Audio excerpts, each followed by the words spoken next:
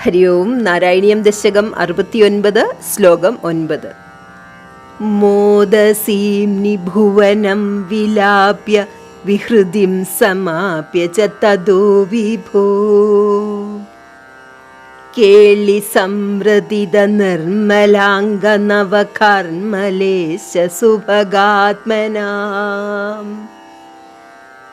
മന്മഥാസഹനഛേദസാം പശുഭയോഷിതാം സുഹൃദചോദിത സ്ഥാവദാ കലിതമൂർത്തിരാദിത മാരവീര പരമോത്സവാൻ.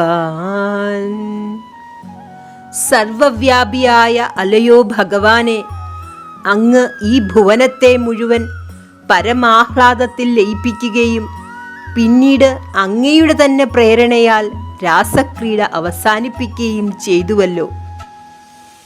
രാസക്രീഡയിലെ മനോഹരമായ നൃത്തത്താൽ തളർന്ന് ക്ഷീണിതരായ നിർമ്മലഗാത്രികളുടെ എല്ലാ അംഗങ്ങളിലും അല്പാൽപമായ അഴുക്കും ശ്വേതഗണങ്ങളും പറ്റിപ്പിടിച്ച് കൂടുതൽ സുന്ദരിമാരായി മാറി.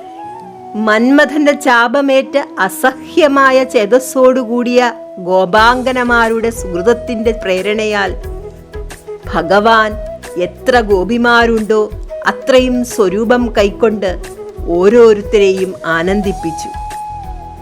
സുഹൃതികളായ ഗോപികമാരെ പോലെ എപ്പോൾ നമ്മുടെ മനസ്സും രാഗദ്വേഷങ്ങളില്ലാതെ ചാഞ്ചല്യമില്ലാതെ കാമക്രോധാദികളില്ലാതാകുന്നുവോ, അപ്പോൾ നമുക്കും സച്ചിദാനന്ദ സ്വരൂപനായ ഭഗവാനിൽ ലയിക്കാൻ സാധിക്കും. കൃഷ്ണ ഗുരുവായൂരപ്പ ശരണം.